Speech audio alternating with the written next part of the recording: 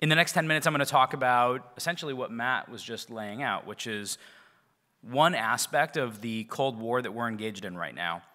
The one that I'm particularly concerned about is a conflict over the infrastructure of our country, the big, physical, connected stuff that makes our way of life work.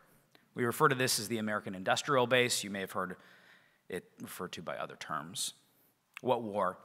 So over the past 30 years, the Western world has embarked on a terrifying project, and that's to turn nearly everything that's not a computer into a computer. Cars, coffee mugs, factories, football stadiums. Simultaneously, we've been shifting our entire manufacturing base over to China, including the electronics that govern all that stuff that's connected to all that stuff.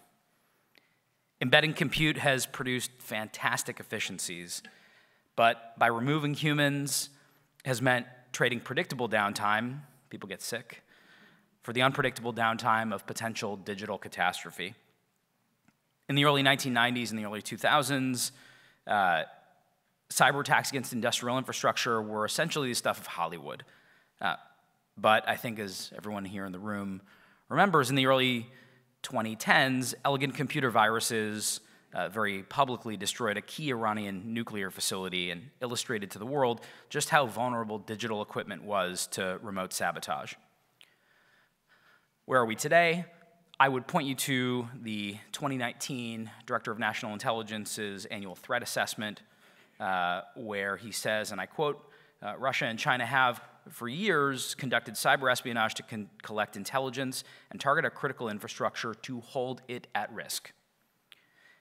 In just the past 2 years, we've seen oil pipelines, cream cheese factories, meatpacking plants, steel mills, rail lines, and water treatment plants all targeted and affected by malicious cyber actors. Some were military hackers, but others were simply ransomware gangs or disgruntled employees. Bottom line, the stuff we're building is no longer our own, even when we have possession of it. Not only is it manufactured in a hostile nation, but it's then connected to a hostile internet.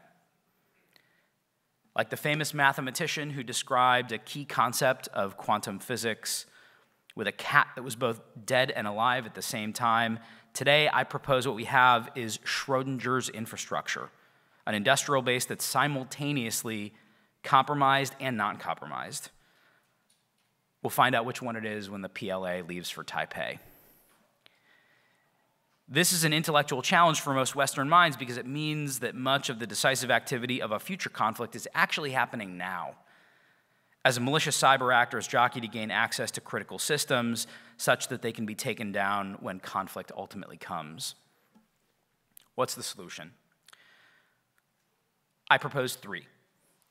One digital, one industrial, and one mineral.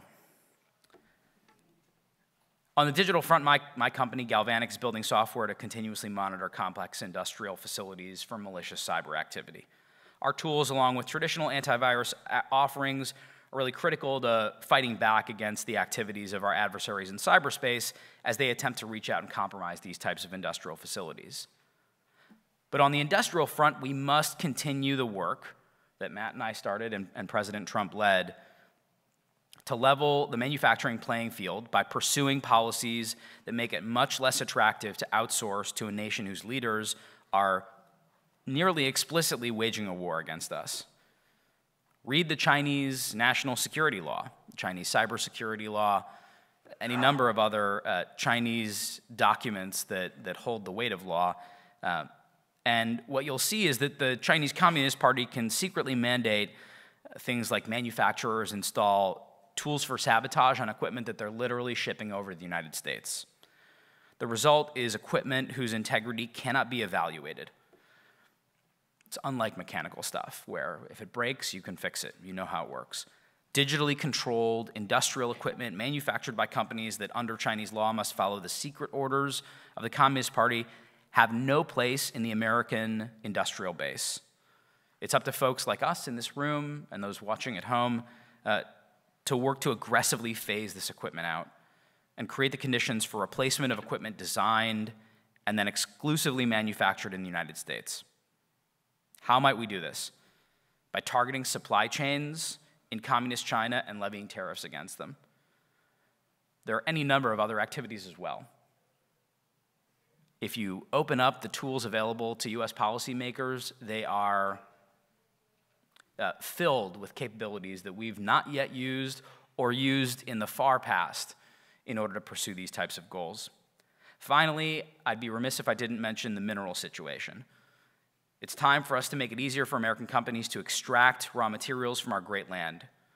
We have vast, untouched mineral reserves, and after extracting them, our companies must be able to easily build new refineries along with the power plants necessary to operate them. In closing, next-generation connected industrial equipment presents both an opportunity but also a threat to the American way of life.